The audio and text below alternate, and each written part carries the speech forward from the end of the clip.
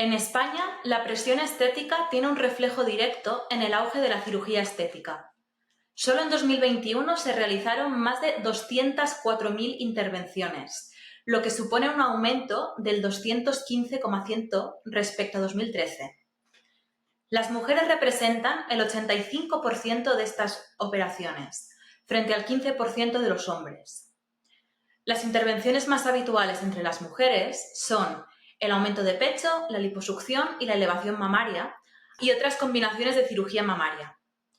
Más del 90% de estas intervenciones se concentran entre los 18 y los 60 años, especialmente en los grupos de 30 a 44 y de 18 a 29 años, lo que muestra cómo la presión por ajustarse a los cánones de belleza atraviesa todas las etapas de la vida adulta.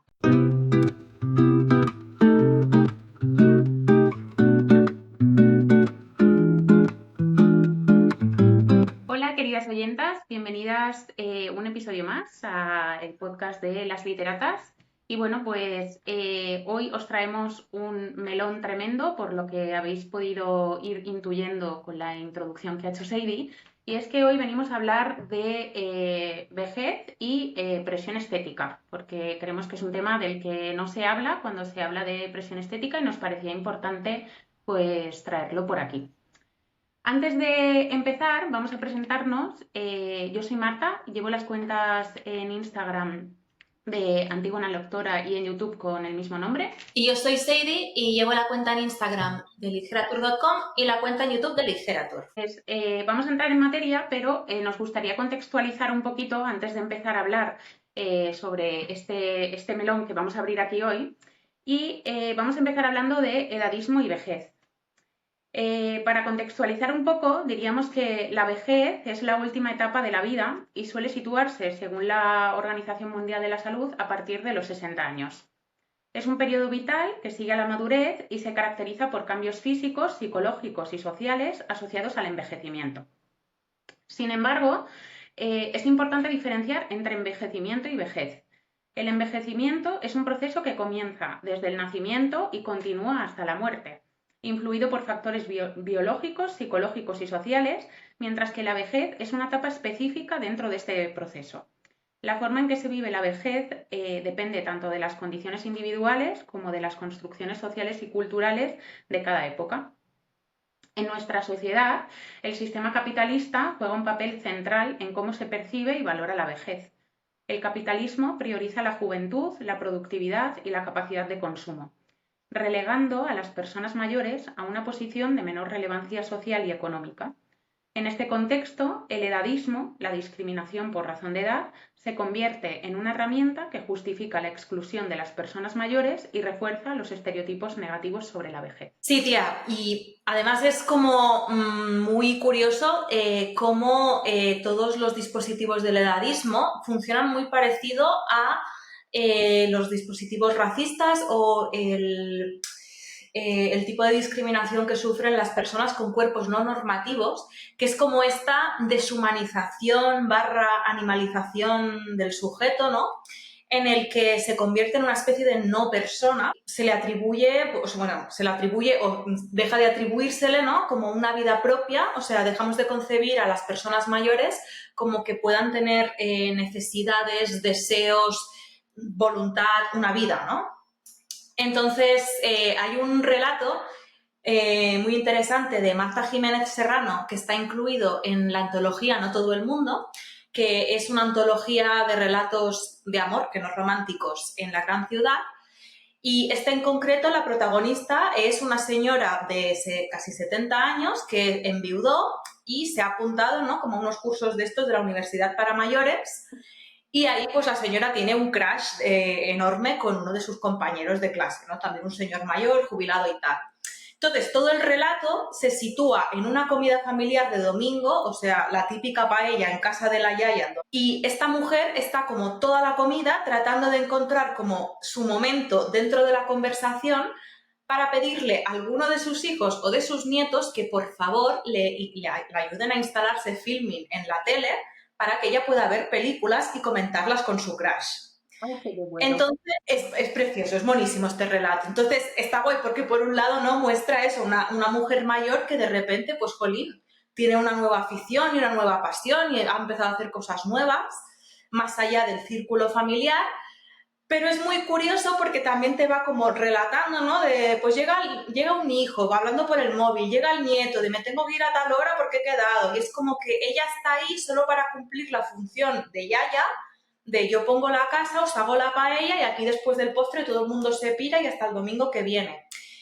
Y cómo le va costando a ella, ¿no? Encontrar como ese hueco en esa conversación que ocurre a su alrededor sin incluirla para pedir una cosa tan tonta. Y como cuando por fin lo pide, ¿no? De, oye, por favor, ¿me podéis instalar Filmin no sé qué? Todo el mundo se gira y se queda ahí patidifuso de, perdona, ¿cómo? Que mi abuela sabe lo que es Filmin. Y, no sé, creo que desde una forma muy tierna, ¿no? Y muy humana, pero relata muy bien, o sea, retrata muy bien como este borrado, ¿no? De las personas mayores como sujetos. De hecho, o sea, al final del relato también la abuela les tiene que decir de, oye, mira, que el domingo que viene no puedo hacer la comida como siempre porque tiene un plan con los de la universidad. Y bueno, se quedan todos de, pero ¿cómo que tienes un plan más allá de esto, no? Entonces, no sé, creo que cuando lo leí dije, jolín, qué guay, porque no es muy normal leer historias cuyos protagonistas sea gente de la tercera edad. Y además que en muy pocas páginas, ostras, te hace una disección del lugar que ocupan socialmente brutal. Es curioso esto que comentas, ¿no? O sea, vienen a comer los domingos y luego se van hasta el siguiente domingo y parece que la vida de la Yaya se queda suspendida, ¿no? Es como se pausa hasta el siguiente domingo en el que ella vuelve a vivir, ¿no? Y esto es algo que a mí también me gustó mucho ver, por ejemplo, sobre todo con el tema del deseo, en la novela que leímos de manera individual, pero que la leímos ambas, la de Un momento de ternura y de piedad de Irene Cuevas, ¿no?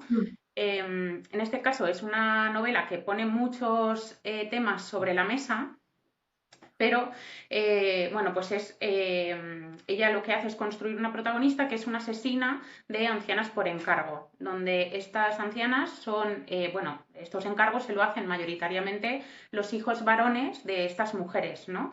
Que, bueno, pues quieren como deshacerse de ellas porque pues no están dispuestos a cuidarlas, ¿no?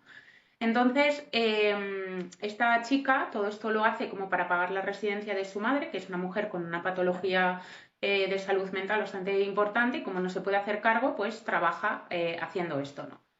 Y bueno, pues en un momento determinado de la novela hay una relación sáfica y a mí me gustó mucho la manera en la que Irene lo plantea, ¿no? Cómo construye esto, porque al final creo que los relatos que siempre tenemos y que pues hemos bebido del cine, los libros y de todo, pues es que las abuelas son las cuidadoras y ya está. O sea, no tenemos deseos, no tienen como una vida independiente fuera del entorno familiar, ¿no?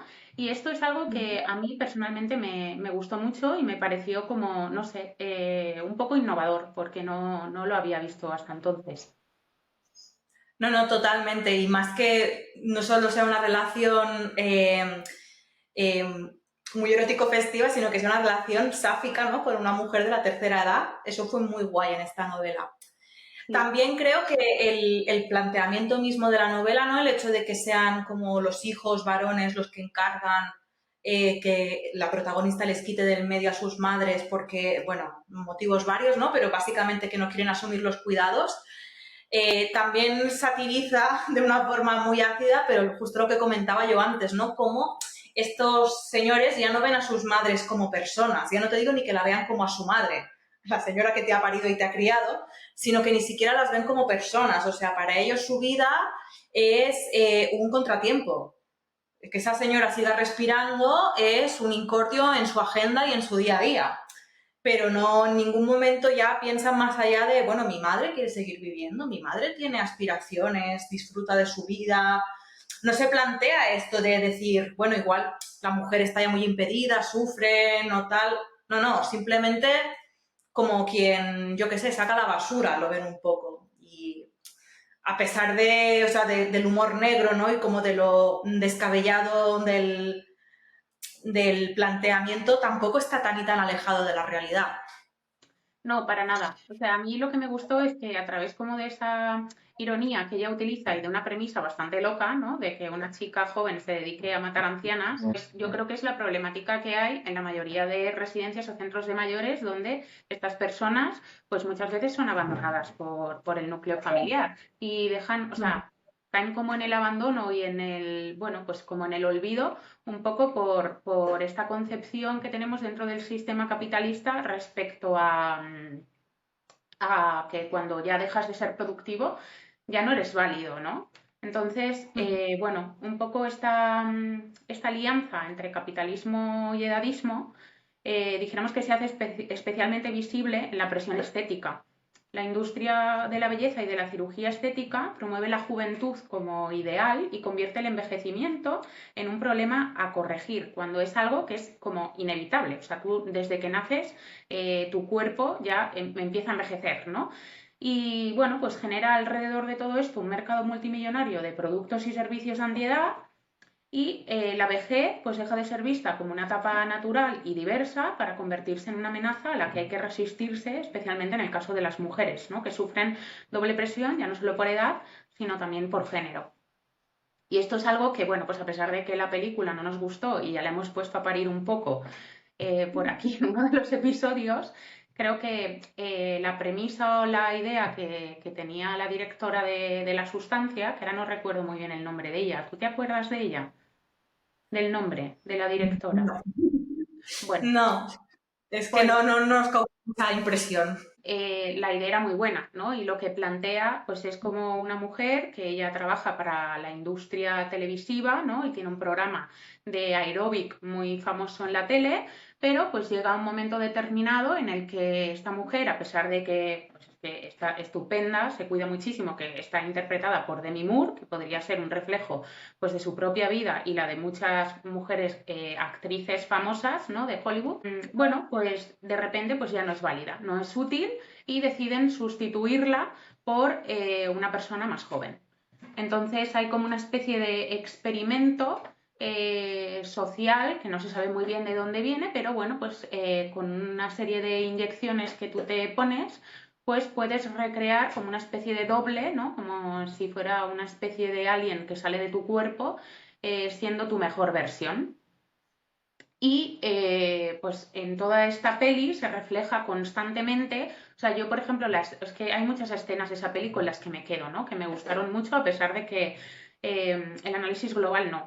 Pero por ejemplo, la escena en la que ella está constantemente viendo el cartel de esa chica joven delante sin parar todos los días, era como, o sea, un martirio hacia su propio cuerpo, hacia su propia imagen o incluso la imagen en la que ella tiene una cita y va al espejo, ¿no? A mirarse 800.000 veces porque no se ve bien y acaba como, bueno, casi arrancándose la cara al quitarse el maquillaje, pues me pareció muy significativo de toda esa presión que se siente y que sienten las mujeres cuando envejecen, ¿no? Porque por mucho que tú hagas, nunca es suficiente. Total, o sea, esto lo hemos comentado varias veces, que bueno, si a pesar de que la película nos cogió en algunas cosas, la premisa era muy buena y tiene escenas muy potentes. Yo la escena esta de que ella tiene la cita, lo que decías tú, y vuelve 35 veces al baño, cada vez que vuelve se va como cruzando con el cartel, ¿no? Ese doble joven y hermoso y estupendo. Y, hostia, esa frustración de que no te guste, que casi incluso ni te reconozcas, ¿no? En el reflejo que te devuelve el espejo.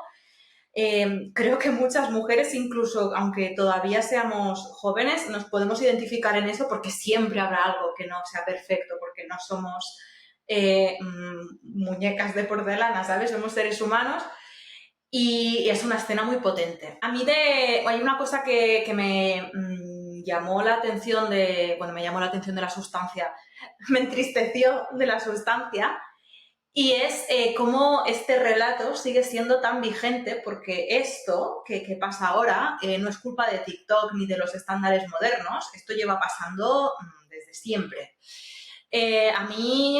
O sea, me encanta el cine clásico, ya lo sabéis un poco, y una de mis películas favoritas de la vida es El crepúsculo de los dioses, de Billy Wilder, que es una peli de 1950 que básicamente es una peli de cine negro, ¿no? Entonces hay como toda una trama de intriga y tal, pero la base de la trama gira alrededor de una mujer que se llama Norma Desmond, que ella había sido una grandísima estrella del cine mudo y que ahora es una anciana, ¿no? Entonces vive como recluida en una mansión enorme que se cae a trozos y como esperando, ¿no?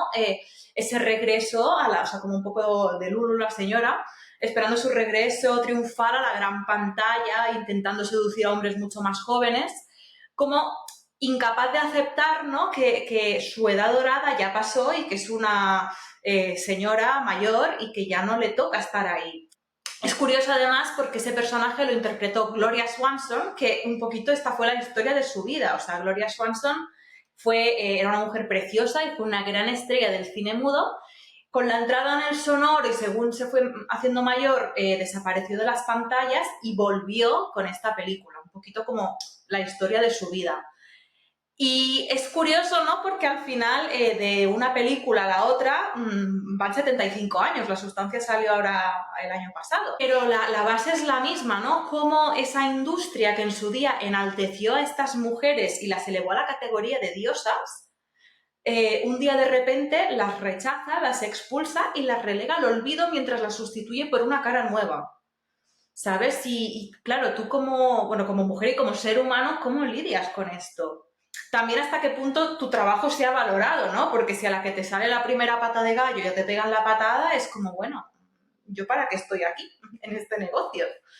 Sí, es un poco Entonces, como la publicidad caducada, ¿no? En plan, tienes una fecha de caducidad y en el momento en el que envejeces, pues ya dejas de ser, o sea, también esa concepción de que la mujer mayor ya no es atractiva, ¿no? Es como, es algo que ya no atrae ni produce deseo, que al final es un poco lo que se vende, ¿no? Y con lo que se comercializa. hmm, sí, total. O sea, la presión estética es una fuerza social y cultural que, bueno, a través de una serie de dispositivos de coerción nos empuja a cumplir con unos estándares de belleza que son muy concretos y a menudo inalcanzables. Lo que decíamos ahora de que es que da igual que seas alta, baja, más flaca, más gorda, más mayor, más joven, es que tendrás algo siempre que no sea exactamente como tiene que ser. Entonces estás como condenada a un bucle de insatisfacción y odio hacia tu cuerpo perpetuo que, bueno, no te lo quitas de encima nunca.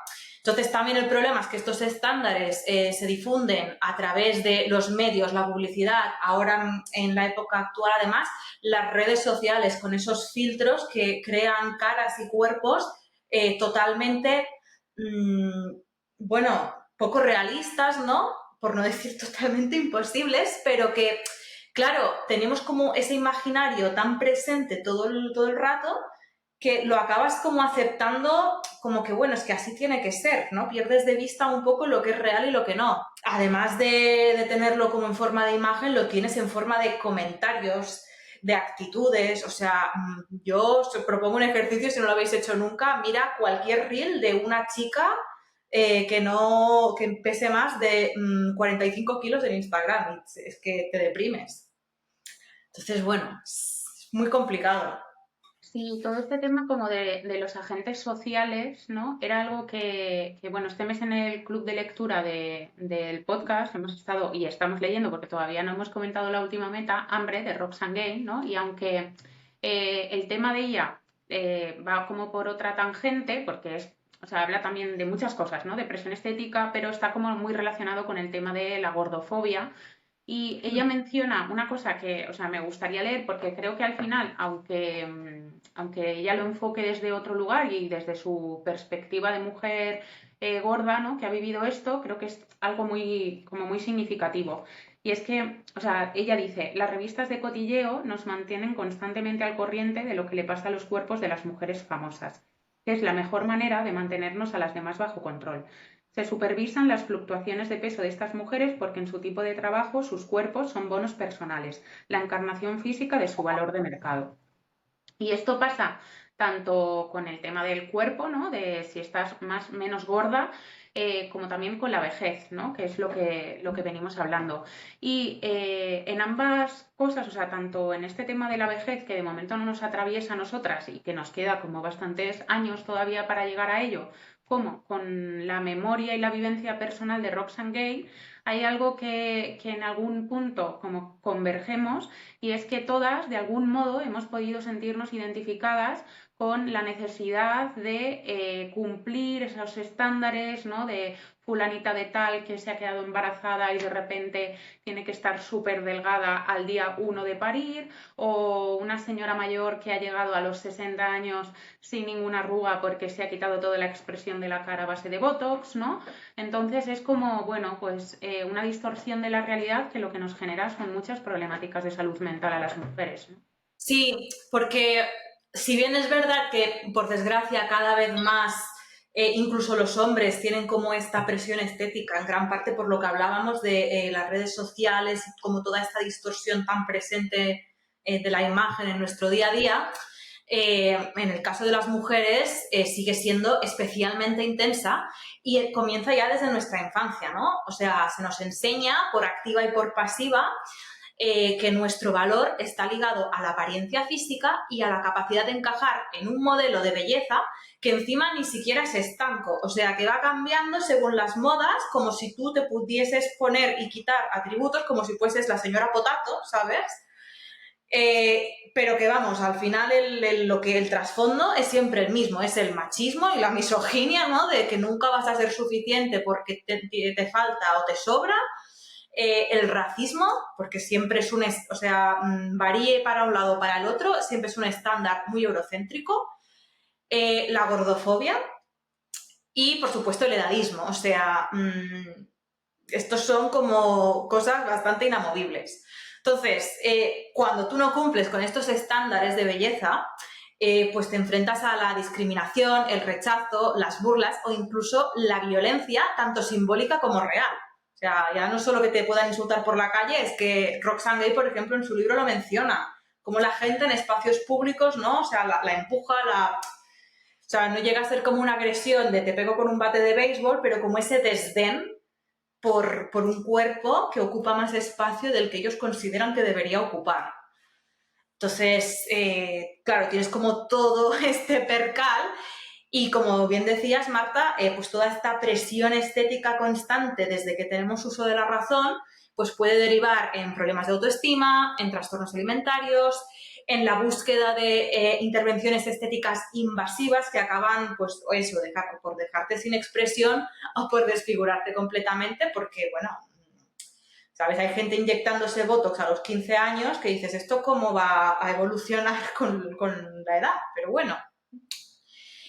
Y todo ello está alimentado por una industria que se lucra de nuestra inseguridad y de nuestra insatisfacción constante con nosotras mismas. Sí, claro, todo esto, ¿no? A pesar de que con los años ha ido como repercutiendo un poco, dijéramos, a los hombres, ¿no? Toda esta presión estética que ellos también han ido experimentando, pues por diversos motivos y cuestiones que antes igual no estaba el foco tan puesto en ellos, ¿no? El mercado también ha visto industria en el género masculino y trata de aprovecharse. Pero es cierto que hay algo, ¿no? que menciona Susan Sontag, que es el doble estándar, ¿no? Del envejecimiento. Y ella explica que mientras a los hombres se les permite como envejecer, ¿no? Incluso se les atribuye ese carisma y ese atractivo, que incluso sabiduría, ¿no? Es como, bueno, algo, no sé, como una cosa loca. A las mujeres se les exige, ¿no? Desafiar ese paso del tiempo o al menos ocultarlo. Entonces, la presión por parecer jóvenes, ¿no? Limita la autonomía de las mujeres y refuerza la discriminación por género y por edad. Y creo que, bueno, en los últimos años, afortunadamente, pues hemos tenido como un contrarrelato, ¿no? Que son mujeres que han tratado como de mirar el envejecimiento no como una derrota, sino como una forma de resistencia, en plan dejarse ver y envejecer como un acto político. Y en este caso, pues nos encontramos casos como, por ejemplo, una señora que yo amo y que me parece como bellísima, Ángela Molina, que ella siempre va con sus canas, ¿no? Sin el pelo teñido, que esto era algo como muy loco hace unos años que ni siquiera se planteaba, o casos como Kate Winslet o Gwyneth Paltrow, que ellas pues se han negado a hacer producciones de cine o de series o de lo que sea, estando maquilladas, ¿no? O realizarse cualquier tipo de cirugía estética para poder continuar estando en el mercado. Sí, y que las han puesto a parir también, que es como, vamos a ver, porque se las han comido vivas por la prensa del corazón, incluso por la gente. El caso de Kate Winslet, además, es como de traca, porque ella hizo una serie como policíaca que interpretaba como una detective de mediana edad, como con, no sé si tenía problemas de salud mental o con la bebida, o bueno, típico personaje de detective, ¿no? Así como un poco estresado.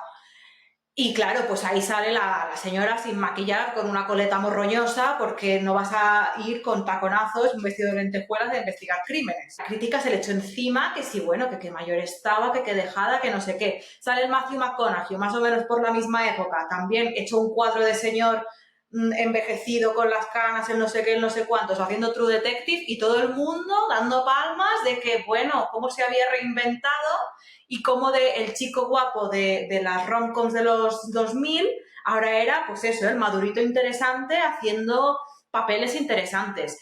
Sin desmerecer el trabajo del señor McConaughey, que está estupendo en True Detective y en Interestelar y todo, pero ese doble raserito, ¿sabes? Sí, tía, es muy fuerte esto. O sea, yo es algo que, bueno, pues que siempre convives, ¿no? Con ello y es eso, como que se permite que los hombres sí que puedan visibilizar esa vejez y ese paso de los años, que es que al final es algo natural, señores. O sea, que es que todos envejecemos y todo nuestro cuerpo se deteriora porque es el fin del ser humano. Y parece que, pues las mujeres no, ¿sabes? Son como seres de luz mágicos. Bueno, es que hay algo como de mitológico, ¿no? En esta figura de la mujer bella y deseable. Hay una película que a mí me gusta mucho también, que creo que es muy interesante y creo que no está ni tan conocida, que también es de Billy Wilder, porque soy muy fan de Billy Wilder, que se llama Fedora, que es una película de 1978. La trama es un poco parecida pues, al Crepúsculo de los Dioses o a La Sustancia, en el sentido de que es una mujer, Fedora, que pues ha sido una gran actriz, pero a diferencia de esas otras dos películas que hemos comentado antes, ella lo sigue siendo. Y lo sigue siendo porque a pesar de su avanzada edad, la tía está igual que cuando tenía 20 años, ¿no? Entonces la gente se hace mistos de cómo es esto posible. Y todo se atribuye, ¿no? Como a un doctor que la acompaña siempre, que es como su cirujano de confi y tal. Entonces, os voy a destripar un poco la película y ya me vais a perdonar, pero es que lo necesito hacer para analizarla aquí. La película se acaba desarrollando para descubrirnos que esa mujer que supuestamente no envejece no es la auténtica Fedora, sino su hija. Porque llega un momento en que la madre, que es esta gran actriz, por la edad y por las intervenciones invasivas de las que hablábamos ahora, a las que lleva años sometiéndose para poder seguir manteniendo ese mito de la belleza en pantalla que es ella, pues queda como totalmente desfigurada y como para evitar que esto se sepa en la opinión pública y para que su persona, que no ella como sujeto, pero como ese personaje creado, pueda seguir viviendo, pues su hija, que es un calco de su madre de joven, adopta la personalidad de su madre y se hace pasar por ella y así continúa vivo el mito. Pero claro, esto implica que la hija no tiene vida propia, porque está viviendo una vida que no es la suya, no puede tomar sus propias decisiones y está totalmente limitada por ese personaje del que ella es solo la careta. Y no os voy a contar más cosas de las que pasan, pero es una peli muy heavy en ese sentido porque llevado como al extremo, ¿no? Pero ejemplifica cómo eso, o sea, lo que importa es la máscara. Y en el momento en el que esa máscara desaparece, desaparece todo lo demás. Sí, tía, a mí esto me hace pensar mucho, ¿no? Claro, al final cuando tú te crías con este tipo de ideal, ¿no? En el que lo único importante es la belleza, en el momento en el que tú cumples años y tú, claro, pues empiezas a enfrentarte a ese envejecimiento, cuando se cae eso ya no queda nada más, ¿no? Porque al final has construido como toda tu personalidad y toda tu identidad en torno a algo que es efímero, o sea, que es que se termina. Bueno, y a veces no es ni siquiera que tú lo hayas construido así, sino que te han construido y te han No, narrado claro, así. claro. O sea, Porque, lo ¿sabes? construyes en base a, o sea, me refiero como tú, porque al final, O sea, lo construyes porque es la sociedad que te dice cómo debe moldearse eso, ¿no? Y al final, pues tú, pues vamos, que vives un poco en torno a lo que se te ha dicho y a lo que culturalmente es aceptable. Sí, no, no, es heavy, porque bueno, es que al final volvemos una vez más a lo que decíamos, ¿no? Como todo se construye en base como a esta máscara, este ideal que es efímero y es lo único que se nos valora. A la que eso desaparece, no hay nada por lo que se nos valore, entonces nosotros desaparecemos, ¿no? No existimos.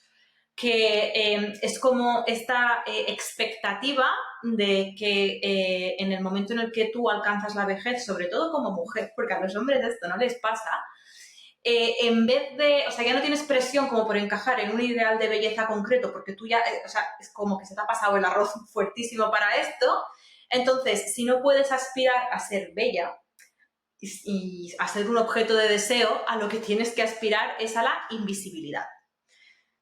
¿Sabes? O sea, porque se te considera, pues eso, un no ser, una no persona, entonces al menos no molestes, que no se te vea, que no se te oiga, ¿sabes? Siempre como en un segundo plano. Y esto lo vemos muy claramente en las mujeres mayores en los medios, cuya representación es prácticamente nula y más si hablamos de roles protagonistas.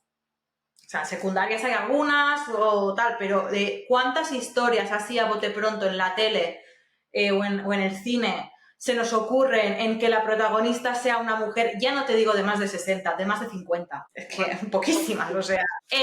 Y claro, además, ¿qué pasa con esto? Que cuando aparecen, que no es muy a menudo, pero cuando lo hacen, suelen hacerlo en papeles secundarios, como decía, o estereotipados, ¿no? Entonces, la cultura dominante asocia la belleza femenina con la juventud, la piel tersa, la ausencia de arrugas, y todo lo que salga de esto, pues no existe. Y esto lo vimos también muy claro, ¿no? Esto que mencionabas, como de la juventud, la belleza, las arrugas y todo esto, en el documental que estaba en Filmin, creo, bueno, está basado sobre el ensayo de Laura Mulvey, ¿no? De Cámara, Sexo y Poder, que creo que es Sexo, Cámara y Poder, pero yo siempre lo digo al revés. Y bueno, pues ahí habla de muchas cosas, ¿no? De cómo se graban los planos cinematográficos, ¿no? De cómo se construye la narrativa dentro de las películas, cuál es el papel que adoptan las mujeres, ¿no? Y cómo todo esto al final pues va calando un poco en el imaginario colectivo, ¿no? De lo que creemos que es una mujer y cuál es su papel dentro de esta sociedad, ¿no? Y de los roles que tiene que desempeñar. Y una de las cosas, ¿no? Que lo hace con esta película tan famosa, que ahora no me acuerdo, de cine clásico, La Dama de Shanghái, creo que es, que se llama así, los planos, ¿no? En los que cuando se graba los planos de esta actriz, el primer plano de ella es con una luz como súper tenue y difuminada, en la que ella aparece, además, como sin nada detrás, ¿no? Es como en una especie de fondo blanco, que no sé, parece como una aparición y un ángel caído del cielo, como para seguir realzando este imaginario de que las mujeres pues no tenemos arrugas, no tenemos poros en la piel, no nos salen granos, ¿no? Somos como completamente perfectas y sin embargo los planos y la iluminación que se utiliza para los hombres son como mucho más utilizando sombras, ¿no? Donde se les ven los rasgos como muchos más marcados, ¿no? Y las facciones. Y pues ahí también volvemos a ver el doble estándar de envejecimiento que mencionaba Susan Sontag, ¿no? Como para algunos se valora y para otros es como tratemos de ocultar esto, que no se vea porque se nos cae el chiringuito. Entonces, bueno, pues en este ensayo, que vamos, yo no lo he leído porque está en inglés, me encantaría que tradujeran este libro, pero por suerte pues tenemos como ese documental, ella analiza, ¿no? Como el cine clásico, pues al final sitúa, bueno, clásico y no clásico, o sea, que es que da igual, pero cómo sitúa a la mujer, ¿no? Como objeto de la mirada masculina. La cámara recorre el cuerpo femenino, lo fragmenta, lo erotiza, lo convierte en un espectáculo. Pero, o sea, yo me pregunto, ¿no? ¿Qué es lo que ocurre cuando ese cuerpo deja de ser joven, ¿no? ¿Qué pasa y dónde están esas mujeres? Y al final es que, bueno, pues el cine en general y la literatura, porque yo pocos libros he leído donde las mujeres mayores sean como protagonistas de sus propias historias, expulsa a esas mujeres, ¿no? Del deseo, del protagonismo y de la aventura. O, pues, bien las convierte en figuras como grotescas, ¿no? Como la bruja, la suegra, la loca, y si no vemos como, o sea, yo creo que si no vemos al final a mujeres mayores como viviendo, deseando, equivocándose, ¿no? O simplemente siendo ellas, no con esas vidas pausadas de vengo a comer a tu casa y ya no se vuelve a salir la yaya en toda la peli, pues ¿cómo nos vamos a imaginar otras formas de envejecer, ¿no? ¿Cómo vamos nosotras a plantearnos otro imaginario fuera del que está establecido o otras formas de poder vivir nuestra vida si la narrativa es siempre la misma? Sí, y además hay como este elemento, ¿no? Como decías tú, de estas figuras, hacerlo grotesco, la monstruificación, incluso hasta el punto del ridículo. O sea, hay como un icono del cine que seguramente todo el mundo como tenga la imagen muy presente, que es Misery, interpretada por Kathy Bates, en esta película de, no sé de qué año es, de los 80 creo que es más o menos, que es como esta señora, ¿no? Que se obsesiona con un escritor de misterio y lo secuestra y lo tiene ahí atado a la cama porque, bueno, o sea, quiere como que cambie el final de su última novela, pero es como una relación también como muy sadomasoquista, ¿no? En la que intuimos como algún tipo de deseo erótico reprimido. ¿Y cómo se manifiesta esto? Pues como esta mujer pasa de los 40 y además tiene un cuerpo no normativo, se lee desde el terror, desde el ridículo, ¿no? Es como algo entre terrorífico y risible que esta mujer tenga algún tipo de deseo, ¿no? Y se narra la historia como desde esta óptica. Que, claro, es lo que dices tú, ¿no? Bueno, si es que este es el ejemplo que tenemos, como tú, señora de más de 50 años, te vas a atrever a desear nada. Y no sé, creo que esta manía como con ridiculizar a las mujeres a partir de cierta edad, eh, sobre todo cuando es como de, bueno, tú tienes unos cánones de belleza, cuando dejas de encajar en estos cánones ya no se te considera como una persona, pero si haces como todo lo posible para seguir encajando en estos cánones, también mal, porque entonces eres ridícula. Que esto un poco es lo que le criticábamos a la sustancia, ¿no? Que queriendo criticar esto, como que peca otra vez de monstruificar a la mujer mayor, como de ridiculizarla, ¿no? Como convertirla en este ser histriónico y completamente desquiciado. Que yo creo que esta parte de la trama le debe mucho a una película de los años 90 que se llama La muerte os sienta también, con Meryl Streep y Goldie Hawn, que es, o sea, es muy parecida a la sustancia en cuanto al planteamiento.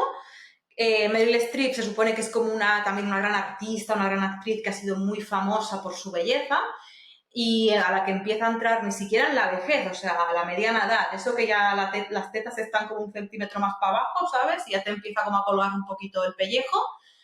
Y ve como que está acabando su carrera y descubre como una especie de elixir milagroso que ella se lo bebe y la va a mantener eternamente joven y eternamente bella. Entonces, esto es como una comedia negra, ¿no? En la que ella y su enemiga mortal declarada, que es una señora a la que le robó el marido hace unas décadas, toman este elixir y se empiezan como a hacer putadas la una a la otra hasta matarse. Muere el cuerpo, pero gracias a este elixir ellas no pueden morir.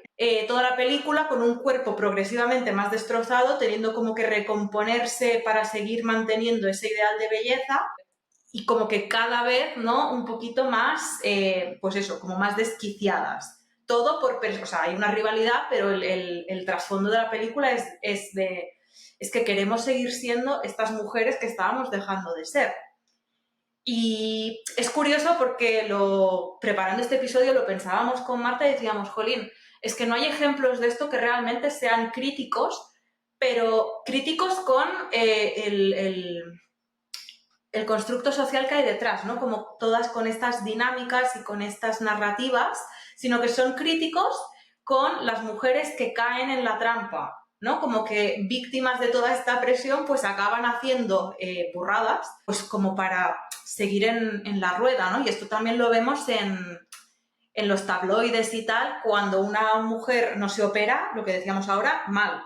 Pero cuando se opera y se le nota demasiado, mal también. Sí, sí, sí. Es como lo de ni demasiado gorda ni demasiado flaca, ¿no? Y es como, o ni demasiado guarra, ¿no? Ni demasiado frígida. Entonces es como, bueno, a ver, es que esto Me ha recordado, ahora hablando, que yo no sé cómo no he caído en ella, pero también la señorita Trunchbull de Matilda es un poco la protagonista de Misery, porque también es ese rol, ¿no? Además, algo que creo que se asocia en ambas es como no llega a ser vejez porque es mediana edad, ¿no? Pero la maldad con lo horrendo, ¿no? Como que alguien que es como sumamente malo no puede ser atractivo, ¿no? Bueno, luego está el modelo de la femme fatal, que ahí sí, ¿no? Pero es como, bueno, cuerpos no normativos y no atractivos, entonces son como feos y malos. Y yo, preparando este episodio, pues he intentado como buscar películas o libros, ¿no? Para poder hablar un poco de esto.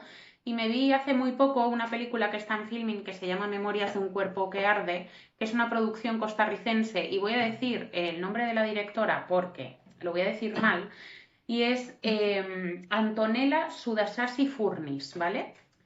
Entonces, esta señora hace algo como muy interesante porque, o sea, es muy interesante porque yo ahora estoy un poco obsesionada con el tema del archivo, ¿no? De lo que consideramos nosotras que es nuestro propio archivo. Y ella utiliza como la memoria de tres mujeres que vivieron en una época en la que había como muchísima represión sexual, ¿no? En la que ellas pues no podían vivir su sexualidad de manera libre. Me pongo en el caso como de mi abuela, por ejemplo, y utiliza unas imágenes, ¿no? Que, o sea, no son ellas, simplemente tenemos como los relatos de estas tres mujeres construidos que además se entrelazan dentro de la película y de lo que nos habla es de todo esto, ¿no? De cómo ellas vivieron su sexualidad, de las agresiones sexuales que algunas de ellas sufrieron, ¿no? De los deseos que tienen ahora como mujeres mayores, ¿no? Que ellas, a pesar pues, de haber envejecido, siguen siendo mujeres, pues que igual sienten ese deseo, ¿no? Y me pareció que era una película como muy bonita. Primero porque pone el foco en mujeres que sus historias parecen no interesarle a nadie, cuando yo creo que es necesario que se visibilicen más, ¿no? También para romper un poco con todo esto que decimos de si siempre tenemos el mismo discurso de cómo debemos envejecer, cómo nos podemos imaginar otro futuro para nosotras. Y también porque aparte de esto, ¿no? De como es que habla como de deseo sexual y creo que eso es algo que no que nunca se habla de las mujeres mayores. O sea, nunca es como, no, ya dejan de tener deseo sexual, no tienen ganas de echar una cana al aire, no les atrae nadie y es como nada, pues seres que no sienten, que están ahí para seguir cuidando. Total. No, no, es que, bueno, se juega mucho con los arquetipos, ¿no? Mujeres a partir de cierta edad, es lo que decías, o es la cuidadora, que es como este ser abnegado, semi-invisible, que solo está cuando se la necesita y el resto del tiempo la señora vive en una probeta de formol, ¿sabes? Ahí esperando a que la llamen para hacer otra comida o lo que sea. O luego los arquetipos negativos, ¿no? Lo que hablábamos ahora de cómo estas figuras grotescas, malvadas y, bueno, sobra decir que la vejez va muy ligada al arquetipo de la bruja. Que, bueno, ya haremos un día un episodio específico sobre brujas para ahondar en más profundidad, pero no podemos hablar de la vejez sin hablar de cómo históricamente la vejez de las mujeres se ha asociado con arquetipos terribles, siendo la bruja pues el principal, ¿no? Entonces, una de las cosas que como que te delataba como bruja en su momento es si tú eres una mujer vieja, fea, solitaria, no tenías familia, etcétera, etcétera, eras por definición una bruja y eras peligrosa y había que pararte los pies. Entonces, este arquetipo, ¿no? De señora mayor que no encaja, que no se somete, que desafía las normas de género, que por definición cualquier mujer mayor sin familia, para Masinri, las desafía simplemente por existir. Y entonces, claro, como no encaja en lo que debería ser, pues debe ser castigada. Entonces, claro, tenemos como esta dicotomía, ¿no? Que es como con mujeres más jóvenes hemos hablado varias veces de esta dicotomía de la santa, la madre y la puta, pues en mujeres mayores es o la bruja o la venerable anciana asexual, que bueno, está eso ahí para hacer bonito. Entonces, fuera de estos dos modelos, tú no existes y son, pues esto constriñe mucho, ¿no? Como la agencia y la libertad incluso de las mujeres mayores. Sí, además es que, o sea, esto del arquetipo de la bruja, ¿no?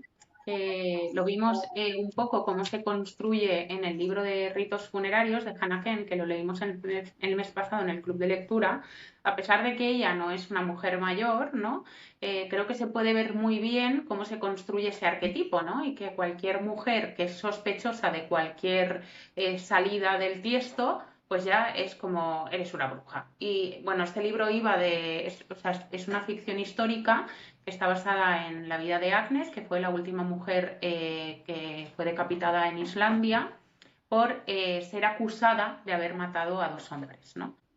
Hay un momento en el que se ve muy bien, ¿no?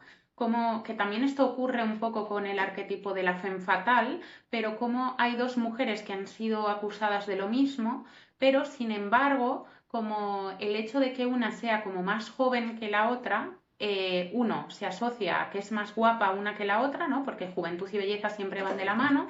Y además se asocia también como a alguien a quien tú puedes como todavía meter en el redil de nuevo, ¿no? Y que, bueno, pues puedes encauzar por tu propio interés. Sin embargo, cuando ya, pues, bueno, supongo que igual Agnes era una mujer mayor considerada para la época, no lo sé, pero en ese momento ya es como, no, pues esta señora es que es una bruja, ¿no? Y se construye, pues, sobre una serie de habladurías, que es que además no hay nada como que sea fehaciente que demuestre que eso era así, simplemente por los miedos infundados, por esa histeria colectiva, ¿no? Pues acaba construyendo un personaje muy alejado de la realidad de lo que realmente era Agnes. Sí, además en el personaje de Agnes convergen varias de las cosas que hemos estado comentando. Por un lado, como tú dices, es una mujer mayor, que ni siquiera es tan mayor, creo que ni incluso ni para los estándares de la época. Es como una mujer de mediana edad, pero claro, en comparación con la otra chica que tiene, creo que es 16, 17 años, pues sí, es mayor, claro, pues igual tiene 30 y pico, 40, es mayor. También el hecho de eso, de que es una mujer que nunca se ha casado, que su madre ya tenía mala fama por ser un poco ligera de cascos y que ella misma se, se medio sabe, ¿no? Hay como habladurías que tenía una relación sentimental o dudosa con uno de los hombres que fueron asesinados. Entonces, bueno, convergen como todo una serie de características un poco deseables que encajan eso con el arquetipo de la bruja y se construye a partir, pues, de eso, ¿no? Como de, como decías tú, desviaciones de un modelo impuesto y también por comparación, ¿no? Pues como estás tú, que eres como la mujer mayor, la sibilina, la que lo ha ideado todo, la que se ha querido vengar del amante, no sé qué, y está esta otra chica que pobrecita es tan joven y es tan hermosa, es que creo que incluso lo dicen textualmente en algún momento de es demasiado joven y bonita para haber hecho esto, Sí, sí, sí, sí. Y ¿sabes? como que también se asocia, ¿no? Esa belleza, juventud con el no tener ni un dedo de frente, en plan ser como encefalograma plano, de no, es que ella no tiene esa picardía, ¿no? Y es como, bueno, a ver, señores, no sé. Es que, de hecho, o sea, la inteligencia en las mujeres es una cualidad poco deseable. Si tú te Total. fijas en los tipos negativos de mujeres, tenemos la bruja, tenemos la femme fatal, siempre son mujeres inteligentes.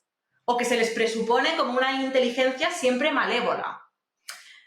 Entonces, claro, el hecho de que Agnes sea una mujer, es una señora que sabe leer y escribir, cosa que era como poco común, ¿no? En la época entre los ella es una campesina sin tierras, pero sabe leer y escribir. Pues esto es muy sospechoso. Sí, esto, o sea, ya lo comenté cuando hicimos el debate, pero a mí me recordó mucho, porque justo lo leí ese mes también, que también es, o sea, no es ficción histórica al uso como el de Hannah Ken, pero sí que fue un caso real. Y es, todo el mundo sabe que Tu madre es una bruja de Rivka Galchen, que ella pues se basó en un caso que ocurrió de verdad en la Alemania del siglo XVII, que, bueno, pues nosotras en esa historia conocemos a la señora Kepler. Y la señora Kepler en realidad es una anciana adorable, que podría ser la típica vecina que te hace bizcochos y que es majísima, que solo quiere hablar la señora, pero es una señora que no tiene como conocimiento, o sea, no es una mujer a la que ellos puedan temer, ¿no? En el sentido, no sabe leer escribir, pero sí que es verdad que posee otro tipo como de conocimiento, igual como más ancestral, ¿no?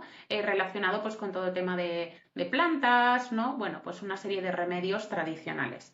y en un momento determinado pues se empieza a correr el rumor de que ella es una bruja. Aparte, pues a ella se le acusa de brujería y claro, es que se crea todo un juicio alrededor de este personaje en el que, bueno, pues hay una serie de señores que empiezan a recoger como testimonios para verificar que realmente ella es una bruja y que determinadas cosas que han ido ocurriendo en el pueblo son culpa de la señora Kepler. Y cuando tú vas viendo, porque además está contado con muchísima ironía este libro, tú vas viendo como los testimonios de la gente, que es que son completamente ridículos, en plan, no, bueno, es que yo me crucé un día con ella y después de haberla visto por la calle, de repente mi vaca se puso enferma, ¿no? Y es como, pero vamos a ver, señores. Entonces, claro, es como una serie de catastróficas desdichas que le ocurren a la pobre señora porque coincide que, pues tal, y allí pues empieza a infundar el rumor de que ella pues realmente es una bruja y lo único que quiere es como el mal para los vecinos, ¿no? Y es todo pues porque es una mujer que vive sola, es una mujer mayor y que además posee cierto conocimiento, ¿no? Respecto pues a determinadas plantas y también un poco porque es hija de un astrólogo, ¿no? Y entonces esto era algo como que como le había enseñado ella esas cosas. Ya, si es que, bueno, hablar de brujas, como daría para otro episodio totalmente, porque se las trae el tema, ¿no? Pero bueno, antes de cerrar, pues mencionar también como un contrarrelato, entre comillas, ¿no? A este arquetipo o a este tipo de narrativas, que es un librito que se llama Baba Yaga puso un huevo, de una autora, a ver si lo digo bien, que se llama Dubranka Ugrestik. No sé si lo he pronunciado bien, pero bueno, es esta señora que básicamente parte como del mito eslavo de Baba Yaga, ¿no? Que es como esta bruja que vive en una cabaña con patas de gallina y que es como, dependiendo del relato y de las versiones, como más malévola, en plan te la va a jugar, o más en plan como una especie de Celestina turbia. Bueno, va como oscilando, pero siempre es como esta imagen, ¿no? También como de una anciana solitaria en mitad del bosque que tiene como poderes, clarividencia, que puede ayudar o maldecir al héroe. Sueles también jugar como con trucos, adivinanzas, etcétera. Entonces, en esta novela, que realmente es como un tríptico de 3 historias, Ugresik pues explora un poquito y desmonta el mito este de la anciana perversa que está tan asociado al arquetipo de la bruja, ¿no? La primera historia va de una señora de mediana edad que tiene que volver al pueblo a cuidar de su madre que está ya con un pie en el hoyo. La segunda historia son 3 ancianas que se van unos días como a un spa que tiene como tratamientos rejuvenecedores y no sé qué, y es como la historia está narrada desde fuera por uno de los trabajadores del spa. La última es como una especie de carta, ensayo de una historiadora, bueno, de una folclorista, perdón, que, bueno, hace aquí un poco como de juego metaliterario. Se supone como que esta folclorista ha recibido las 2 primeras historias que conforman esta obra y las comenta y las analiza, enlazándolas, ¿no? con la figura de Baba Yaga y en los cuentos tradicionales, etcétera, etcétera, ¿no? Como un poco dándonos la pista de cómo leer las distintas cosas que ocurren. Es un libro como bastante híbrido porque tiene muchos elementos del cuento de hadas y de la oralidad, ¿no? En plan, en la segunda parte creo que era, muchos capítulos acaban como con una rima, como terminan a veces los cuentos. Tienes como este estilo más ensayístico, tienes bastante de autobiografía, porque la primera parte en la que esta mujer va a cuidar de su madre tiene bastante de la experiencia de la autora. Y un poquito, ¿no? Como los temas de fondo y que enlazan los 3 relatos, pues es una crítica a la sociedad contemporánea en la que pues reina este culto a la juventud y a la belleza que va inherentemente asociada a la juventud, y en la que la vejez pues no tiene cabida, ¿no? Estas señoras no existen, no deberían ya estar ahí. También además hace todo un comentario, ¿no? Sobre el patriarcado y la supremacía masculina a lo largo de la historia, ¿no? Y cómo, porque estos arquetipos no existen para los señores, pues como es también un poco otro dispositivo, ¿no? Como para evitar la emancipación de las mujeres y controlarlas, etcétera, etcétera. Entonces, yo antes de terminar y cerrar el podcast, pues me gustaría también leer un fragmentito del inicio de este libro que me parece como muy revelador, indica mucho pues como este tono de sátira, ¿no? Que tiene toda la, no sé si llamarle novela porque es una cosa un poco rara, pero bueno, como todo el librito. Al principio son invisibles y de repente empiezas a fijarte en ellas. Se arrastran por el mundo como un ejército de ángeles envejecidos. Una se pone frente a ti. Te observa con los ojos abiertos de par en par, con una mirada azul pálido, y formula su ruego en un tono a la vez orgulloso y zalamero. Te pide ayuda, tiene que cruzar la calle, y no se atreve a hacerlo sola, o subir al tranvía, y las rodillas ya no la sujetan. Busca una calle y el número de una casa, y ha olvidado sus gafas. Sientes una compasión repentina por este ser senil y, conmovido, realizas una buena obra y el papel de protector te llena de satisfacción. Precisamente aquí, en este instante, hay que pararse, resistir al canto de la sirena. Con una gran dosis de voluntad, rebajar la temperatura del propio corazón. Recuerda, las lágrimas de estas señoras no significan lo mismo que las tuyas. Porque si cedes, si aceptas, si intercambias una palabra de más, caerás bajo su poder. Te deslizarás en un mundo en el que no tenías previsto entrar, porque cada cosa a su tiempo, porque, por Dios, todavía no ha llegado tu hora. Tía, qué interesante Entonces, esto. sí, es un libro muy curioso y además me da mucha pena no tenerlo como lo suficientemente fresquito, porque lo leí hace más de 2 años, como para analizarlo más en profundidad. Pero es muy guay cómo, bueno, mezcla eso, ¿no? Como todas las leyendas, los distintos cuentos con este ser como mitológico, con cosas como muy contemporáneas del día a día y todo pues como con este humor así como ácido y un poco negro, ¿no? Jugando con el arquetipo de pues eso, oscilando entre la anciana desvalida y la anciana perversa. Es muy interesante. Me ha recordado un poco como al mito también de las sirenas, ¿no? Como esos seres así como que te embelezan y de repente, Sí, exacto. Es que, bueno, es una especie como de... Es un arquetipo que se repite mucho, ¿no? Medusa, Medea, las sirenas, total. las brujas. Bueno, esto ya da para otro episodio. Sí, total. Bueno, pues amigas, este sería el final de nuestro episodio, pero bueno, pues antes de terminar y como es costumbre por aquí, pues te pregunto qué es lo que estás leyendo ahora, Sadie. Pues mira, por un lado estoy leyendo La historia de los vertebrados de Mar García Puig, que tenía pendiente desde que me lo recomendaste tú. Y como voy a hacer un pequeño taller con ella, que de hecho hoy es el primer día, es un taller de 2 días que imparte en la librería Crisi en Barcelona, pues digo, jolín, pues es el momento, lo voy a leer ahora. Me quedan muy poquitas páginas, lo voy leyendo poco a poco porque, bueno, es como no llega a ser un ensayo, ¿no? Pero mezcla como su experiencia personal con la maternidad reciente, con un poco la historia, ¿no? De la salud mental en las mujeres, particularmente de la locura puerperal, que es básicamente pues, la depresión postparto, ¿no? Y está como que te quedas un poquito para allá cuando después pues, de dar a luz, las hormonas, etcétera, etcétera. Y lo estoy compaginando con el libro Faltas de Cecilia Gentili, que básicamente son una serie de cartas que esta señora, que era, por desgracia, falleció hace 1 año y pico, o sea, justo antes de que se publicase este libro en castellano.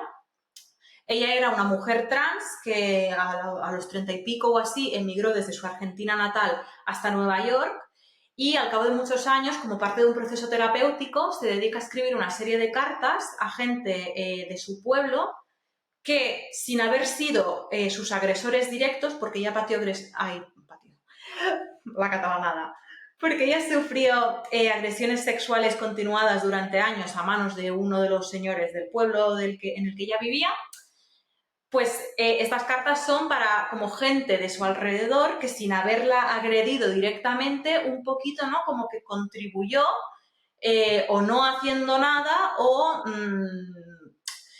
bueno, tratándola de una forma que hizo que ya no pudiese contar con estas personas, ¿no? Entonces, me está gustando mucho porque al final, bueno, te hace un retrato, ¿no? De lo que es ser una mujer trans en la Argentina de los años 70-80 y además lo hace de una forma como con mucho desparpajo y a pesar de lo crudo, o sea, a veces también tiene unos puntos como de humor negro que, jolín, está bastante bien. Sí, yo esto, o sea, lo vi el librito cuando hicimos el post de las editoriales y me pareció como muy interesante. Además es que tiene una portada súper llamativa, la verdad, muy bonita, Muy potente. un poco Sí, folclórica. sí, total. ¿Y tú qué estás leyendo ahora, Marta? Pues mira, yo estoy terminando un libro que llevo arrastrando, o sea, no porque no me guste, sino lo llevo arrastrando igual 6 meses, porque es que me gusta mucho. Y es un libro de relatos de Virtudes Olvera, que se llama Mamíferos, y es que es una cosa muy bonita, en el sentido, todos los relatos tienen como un tiempo común, que es que no lo dicen, ¿no? Pero están ubicados en esos años, dijéramos, como de finales de la transición, ¿no? Cuando se empiezan a poblar como las ciudades dormitorio.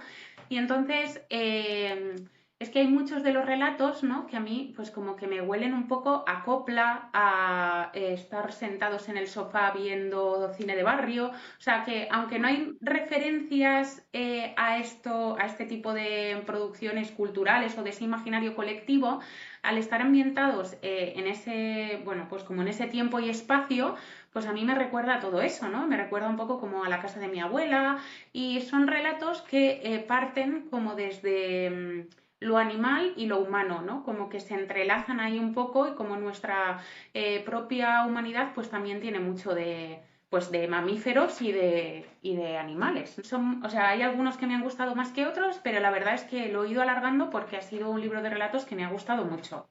Y luego, por otra parte, estoy leyendo un libro que, bueno, yo es que ya tengo una obsesión y es el tema del archivo, ¿vale? Yo ya estoy como obsesionada con esto. Y es un libro que se llama Archivo Agonía, de Marina Azagua. Ella es una escritora mexicana que bueno, pues ella escribe este libro, ¿no? Es un libro de duelo, en realidad, y lo escribe en un momento dado en el que su abuelita pues fallece y durante todo ese proceso ella se replanteó y pensó mucho, ¿no? En sobre qué era la muerte y cómo nos atraviesa, ¿no? Entonces, claro, lo que pasa con este libro es que ella es antropóloga y entonces hay mucha parte, como es un libro súper híbrido, porque es un libro en el que nos encontramos un archivo de una señora que ha fallecido y a su vez la correspondencia del marido a un editor ficticio que quiere, ¿no? Como que el trabajo de su mujer, todo ese archivo que él guarda, sea publicado. Entonces, como que nosotros tenemos que ir como juntando las piezas de todo lo que ella nos va narrando y a su vez todo eso se va mezclando mucho pues con temas de antropología en torno a la muerte, un poco como de, no ensayo, ¿no? Pero sí ese corte como ensayístico y filosófico pues de qué es la muerte, ¿no? Y cómo la vivimos, en qué momento morimos, cuándo no. Y yo estoy como loquísima con esto, porque a mí un libro de estos raros, pues ya pues soy feliz. Tía, es que cómo molan estos libros así como híbridos, ¿no? Que no sabes encajar en qué categoría y que es un poquito como de puzzle, que tienes tú que ir como lo que dices tú, juntando piezas y tal. Me parece Sí, súper interesante. sí, muy guay, la verdad. Bueno, pues esto sería todo por hoy. Esperamos que os haya gustado este episodio. Recordad que podéis seguirnos pues en tanto por Spotify como por YouTube, como por el Instagram del podcast, como por nuestras cuentas individuales. Podéis leer con nosotras, podéis suscribiros a la newsletter y ya no podéis hacer más cosas porque de momento no hacemos nada. Ya. Eh, ya es suficiente. Y nada, pues dejadnos en comentarios si os ha llamado la atención alguno de estos libritos o películas, que tengáis muy buenas lecturas y como siempre, pues que sobre todo, que leáis mujeres.